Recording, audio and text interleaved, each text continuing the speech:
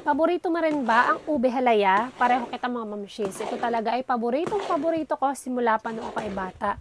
Kaya naman inaral ko kung paano magluto ng napakasarap na ube halaya. So ayan, for today's video mga mamshis, i-share ko sa inyo ang pagluluto ko ng ube halaya. So ayan, so sa pagpili ng ube mga mamshis, meron akong pinipili talaga sa ube. So hindi basta ube ay binibili ko, pinipili ko yung alwan, syempre talupan. So ayan mga mamshis, sa paghuhugas nito at paglilinis, kailangan gumamit kayo ng gloves dahil ito ay makati, para siyang laman ng gabi. Kailangan mong may something na makover sa iyong kamay para hindi ka mangati. Tapos ito ay binrush ko na dahil marami siyang putik na nakasiksik doon sa mga singit-singit ng mga ube. At ito ay babanlawan pa natin ng 2 beses. So ayan mga mamshis, nabanlawan ko na nga ito at akin na itong ilalagay sa isang lagayan. Ayan, so marami nagtatanong kung ang amin daw bang ube halaya ay puro. So puro po yan, walang halong panloloko.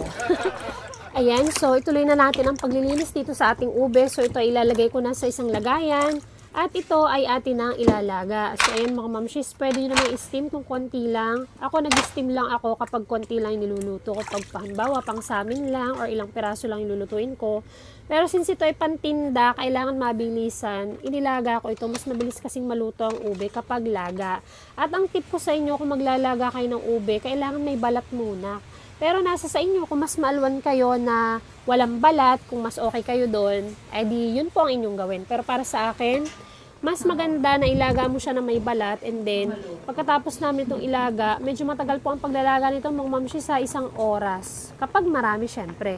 So pag konti lang naman, ilang minuto lang din ang paglalaga niyan. So kapag ganito kadami, 1 oras yan. Tapos hahanguin na namin yan, and then bago namin balatan, yan ay aming palalamigin muna. Kasi medyo matrabaho din ang pagbabalat nito mga mamshis. Hindi siya katulad ng gabi na kapag tinalupan mo ng diretsyo ay tanggal na yung balat. Tutusukin mo pa yung mga ugat-ugat niyan.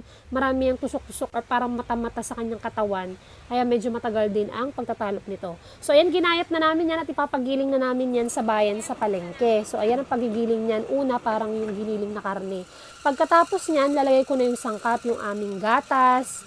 Lalagyan ko na rin yan ng asukal. Tapos yung butter naman, dito ko na siya inilagay bago namin lutuin. Ayan mga mamshis, maalwa naman gumawa ng ube. Ang mahirap lang talaga dito ay ang maghalo. Alam nyo ba kung ilang oras namin itong hinalo mga mamshis? 2 oras. Okay. 2 oras po namin yung hinalo nang walang katigil-tigil talaga. Kaya naman po, nalapos yung aking kamay. Nabaguhan kasi ang tagal ko din hindi nakapagluto. So yan, nakadalawang luto kami niyan. Imagine nyo gaano yung karami. Nakadalawang salang kami. So sunod naman, nag-okay naman na yung kamay ko. Naglagay ako ng gloves. Tapos aking ibinabad sa yelo. Medyo napasma nga lang ako. So ayan talaga, ang kalaban sa pag-uube, yung kamay mo, malalapnos, mapapasma. Medyo matrabaho pero worth it naman pagkatapos. Kasi ang sarap talaga. Kaya naman po ang daming umu-order. Hindi naman po sa pagyayabang. At alam nyo po ba, sa sobrang dami na nung napa-order namin noong December, ay kulang at kulang pa rin yung ube.